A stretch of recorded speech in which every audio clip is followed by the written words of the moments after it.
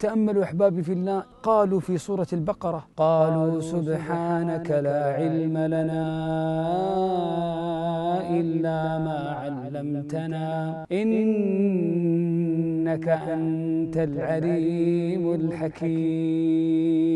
نأخذ من إيمان هؤلاء الملائكة ونأخذ من طاعتهم واستجابتهم لله جل وعلا عندما أمرهم الله عز وجل بالسجود لآدم، ما تردد منهم أحد. وإذ قلنا للملائكة اسجدوا لآدم فسجدوا إلا إبليس كان من الجن ففسق عن أمر ربه أفتتخذونه وذريته أولياء من دوني وهم لكم عدو بئس للظالمين بدلا. قلوبنا يطلع الله عليها، أليس كذلك؟ أيننا من تحقيق قول الله عز وجل: واعلموا أن الله يعلم ما في أنفسكم فاحذروه. والله تحقيق هذه الآية ضعيف إلا عند من وفقه الله.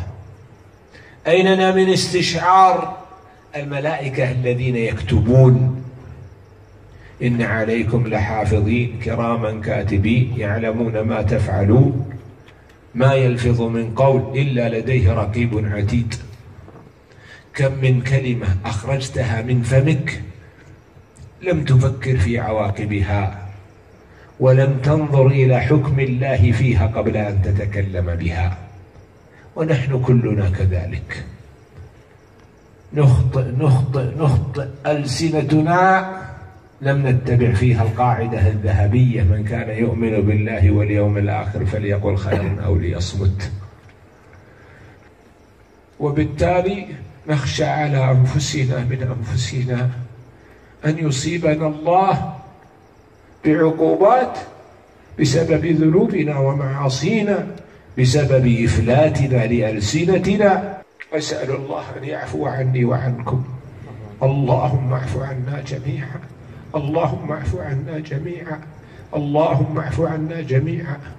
الذين يحملون العرش ومن حوله يسبحون بحمد ربهم ويؤمنون به ويستغفرون للذين آمنوا ربنا وسعت كل شيء رحمة وعلما فاغفر للذين تابوا واتبعوا سبيلك وقهم عذاب الجحيم. ربنا وأدخلهم جنات عدن التي وعدتهم ومن صلح من آبائهم وأزواجهم وذرياتهم إنك أنت العزيز الحكيم. قل يا عبادي الذين أسرفوا على أنفسهم لا تقنطوا من رحمة الله،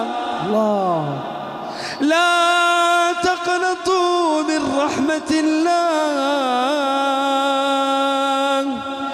إن الله يغفر الذنوب جميعا، إن الله يغفر الذنوب جميعا، إن الله يغفر الذنوب جميعا. إنه هو الغفور الرحيم، إنه هو الغفور الرحيم.